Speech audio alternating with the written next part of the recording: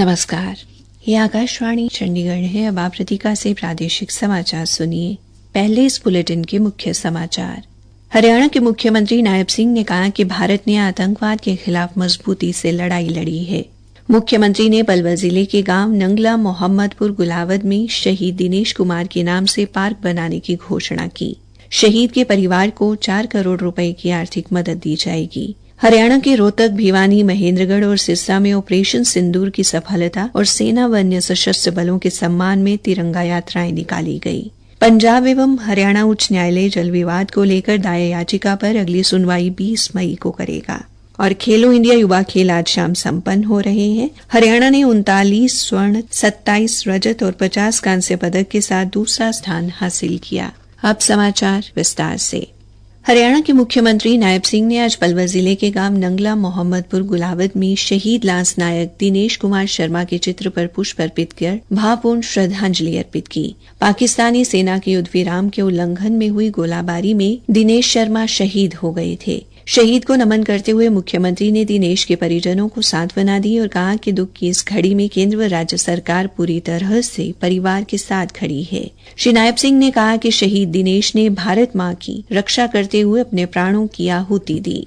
दिनेश भारत माता के वो काम आए हैं। मैं दिनेश जी को आज उनकी इस पवित्र भूमि जहां उनका जन्म हुआ है, इस पवित्र स्थल के ऊपर उनके परिवार को और दिनेश जी को नमन करने के लिए आया था। मैं उनको नमन करता हूँ। मुख्यमंत्री ने कहा कि भारत ने आतंकवाद के खिलाफ मजबूती के साथ लड़ाई लड़ी है। भारत ने कूटनीतिक तौर पर कड़े फैसले लिए और भारत पाकिस्तान के बीच पहले से हुए समझौतों को रद्द किया गया। भारत ने सिंधु जल समझौता रद्द किया। पाक नागरिकों को वापस पाकिस्तान भेजा गया। प्रधानमंत्री ने सेना को कार्रवाई की खुली छूट दी। देश में जो इस घटनाक्रम के बाद लोगों में जो रोष था और आदरणीय प्रधानमंत्री जी ने जो हमारे आर्मी को स्वतंत्र किया है, आर्मी को खुली छूट दी गई और उन्होंने पाकिस्तान की सरजमी के ऊपर जा करके उन आतंकवादी अड्डों को नेस्तनाबूद करने का काम किया है। हमारी जो लड़ाई थी आतंकवाद के प्रति थी, आतंकवाद को मिट्टी में मिलाने का काम किया ताकि वो दोबारा सर न उठा सके। मुख्यमंत्री ने कहा कि प्रधानमंत्री नरेंद्र मोदी ने राष्ट्र को संबोधित करते हुए कहा है कि ये समय युद्ध का नहीं है, बल्कि आतंकवाद को पनपने नहीं दिया जाएगा। उन्होंने कर्नल सोफिया कुरैशी और विंग कमांडर व्योमिका सिंह पर कहा कि उन्हें अपनी बेटियों पर गर्व है। श्री नायब सिंह ने कहा कि शहीद के परिवार को सरकार की योजना के अनुसार 4 करोड़ रुपए की आर्थिक मदद प्रदान की जाएगी। गांव में एक पार्क बनाया जाएगा जिसका नाम ऑपरेशन सिंदूर शहीद दिनेश कुमार रखा जाएगा। मीडिया के एक प्रश्न के उत्तर में मुख्यमंत्री ने कहा, अच्छा है, सभी को निमंत्रण देते हैं और सभी में आना चाहिए। दीपेंद्र जी ने अच्छी बात कही और मैं चाहूंगा कि सभी दल इस तिरंगा यात्रा में शामिल हों। इस अवसर पर केंद्रीय सहकारिता मंत्री कृष्णपाल गुर्जर, खेल मंत्री गौरव गौतम और होडल से विधायक हरेंद्र कुमार भी उपस्थित रहे। आज रोहतक और भिवानी, महेंद्रगढ़ में ऑपरेशन सिंदूर की सफलता को समर्पित तिरंगा यात्रा निकाली गई। रोहतक में यात्रा की अगुवाई राज्यसभा सदस्य रामचंद्र जांगड़ा व भारतीय जनता पार्टी के राष्ट्रीय सचिव ओम प्रकाश धनखड़ ने की, जिसमें लोकसभा क्षेत्र के लोग और बीजेपी कार्यकर्ता शामिल हुए। यात्रा की शुरुआत मेडिकल मोड़ से हुई और सुभाष चौक पर समाप्त हुई। इस अवसर पर राज्यसभा सांसद रामचंद्र जांगड़ा ने कहा, भारत के यशस्वी प्रधानमंत्री जी ने एक संकल्प लिया था कि हम आतंकवादी और आतंकवादियों को शरण देने वाले लोगों को वो सजा देंगे जो उनकी कल्पना से परे होगी। 7 मई को जिस तरह से पाकिस्तान को जो सबक सिखाया, हमारे देश के वायु सैनिकों ने, थल सैनिकों ने, जल सैनिकों ने चारों तरफ से पाकिस्तान को घेर के टारगेट के ऊपर 100 आतंकवादियों को मौत के घाट उतारा भारतीय सेनाओं ने, उसको पराक्रम दिवस के रूप में पूरे देश के अंदर मनाया जा रहा है और तिरंगा यात्राएं निकाली जा रही है। भिवानी, महेंद्रगढ़ लोकसभा क्षेत्र में भी तिरंगा यात्रा निकाली गई। सांसद धर्मवीर सिंह ने दादरी से इस यात्रा का शुभारंभ किया। यात्रा का आगाज करते हुए भिवानी महेंद्रगढ़ लोकसभा क्षेत्र से सांसद धर्मवीर सिंह ने कहा कि देश के प्रधानमंत्री नरेंद्र मोदी के कुशल और सशक्त नेतृत्व में भारतीय सेना ने पाकिस्तान को आतंकवाद का मुंह तोड़ जवाब दिया है। सिरसा में भी देशभक्ति के संदेश के साथ तीनों सेनाओं व अन्य सशस्त्र बलों के सम्मान में तिरंगा यात्रा, एक यात्रा देशभक्ति के नाम का आयोजन किया गया। भीषण गर्मी के बावजूद सिरसा की धरती आज देशभक्ति के जोश से सरोबार रही। भारत माता की जय के नारों के साथ भारी संख्या में नागरिक इस तिरंगा यात्रा में शामिल हुए।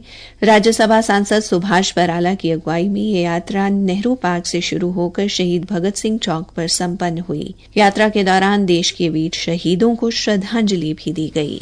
आतंकवाद के खिलाफ ऑपरेशन सिंदूर की सफलता के उत्साह के बीच समग्र राष्ट्र भारतीय जवानों के शौर्य और साहस को नमन कर रहा है।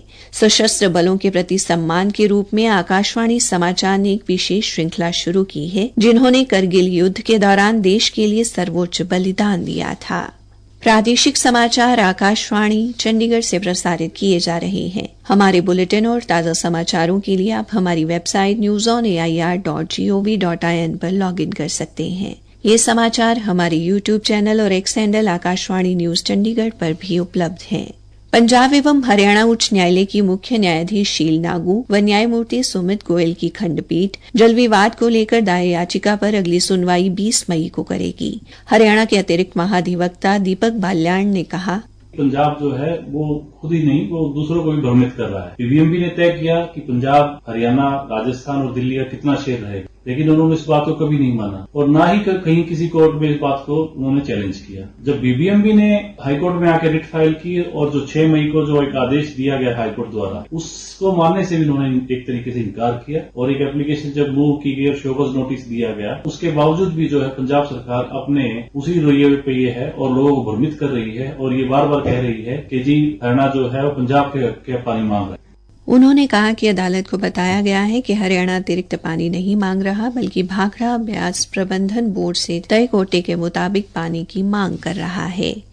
हरियाणा सरकार ने हरियाणा कर्मचारी चयन आयोग के माध्यम से ग्रुप डी के 7,596 पदों पर भर्ती प्रक्रिया शुरू करने की घोषणा की है।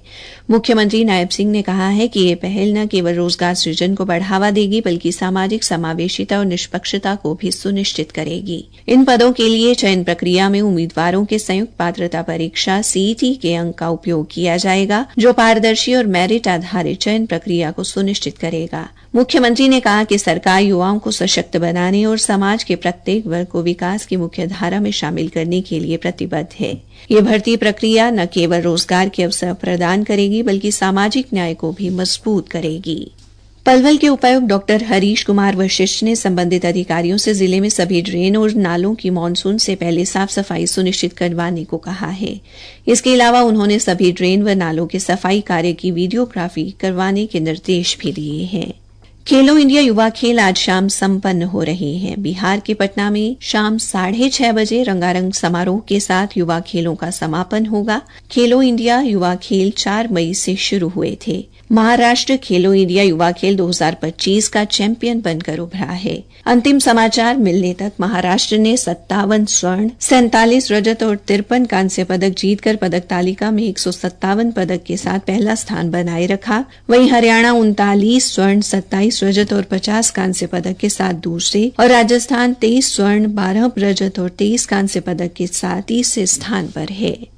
हरियाणा के गृह विभाग की अतिरिक्त मुख्य सचिव डॉक्टर सुमिता मिश्रा ने आपदा प्रबंधन की मजबूती के लिए हरियाणा में नागरिक सुरक्षा प्रणाली में व्यापक सुधार की घोषणा की है। इस पहल का उद्देश्य प्राकृतिक या मानव निर्मित किसी भी आपदा स्थिति में त्वरित और समन्वित प्रतिक्रिया सुनिश्चित करना है।